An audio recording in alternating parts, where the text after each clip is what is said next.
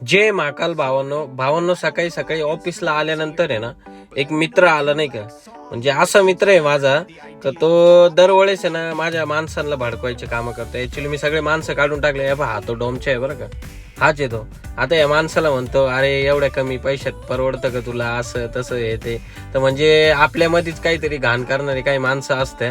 तर तुम्ही पण जरा सावध राहा नाही का. माझ्या लाईफ मध्ये पण आहे काही, पण काय जरा मित्राचे म्हणून काही विषय वाटत नाही एवढा नाही का.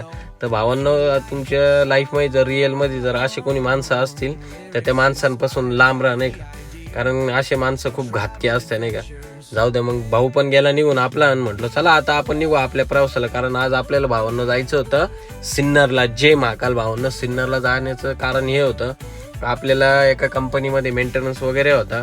आपण माणसाला तिथं मेंटेनन्सला टाकून दिलं आणि त्यानंतर म्हटलं चला आपल्याला जायचं आता कंपनीमध्ये. कारण कंपनीमध्ये आपल्याला बाकीच्या कंपन्यांमध्ये जायचं कारण असं होतं का बरेचसे काही फायर एक्सटिंग्विशर आपण तिथून आणलेले होते रिफिलिंगसाठी नाही का.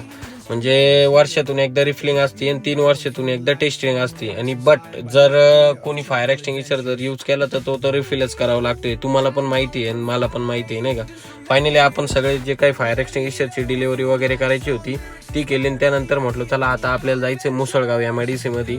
कारण तिथले काही फायर एक्सटिंग्विशर होते आपल्याला, ते पण द्यायचे होते.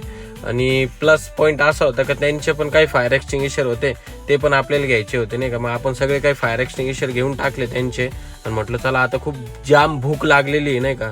तर टिफिन पण नव्हता आणलेला, म्हटलं जरा भेळ घेऊन टाकू रस्त्याने, काय वाटतं भावांनो. फायनली आपण भेळ वगैरे घेतली आणि मस्त प्रवासाची मजा घेत घेत आपण भेळ वगैरे पण खाल्ली. आणि म्हटलं जायचं जेल रोडला सरांच्या घरी जायचं कारण असं होतं का सरांनी पण काही फायर एक्सटिंग्विशर आणलेले होते रिफिलिंगसाठी. तर ते फायर एक्सटिंग्विशर वगैरे आपण घेतले आणि सरांनी आपल्याला अजून एक काम लावलं. सर पण लय डेंजर आहे, म्हटलं लय दमून आले. नाही म्हणे जाऊनच आहे. म्हटलं ठीक आहे सर जाऊन येतो. मग काय आपण तिथं गेलो एका स्कूलमध्ये गेल्यानंतर काय तिथले काही फायर एक्सटिंग्विशर वगैरे होते. आपण ते सगळे काही चेकिंग सर्व्हिसिंग केले आणि ऑफिसला आलो. ऑफिसला आपण आपली बसंती पूर्ण एम्प्टी केली आणि तिथले पण काही फायर एक्सटिंग्विशर होते सगळे बनवून घेतले. आणि म्हटलं चला आता जाऊ आपल्या घरच्या प्रवासाला. कारण भावानं खूप जाम झालेलं होतं नाही का. चलो भावांनो, जे हरी, जाऊ आपल्या घरी, काय वाटतं.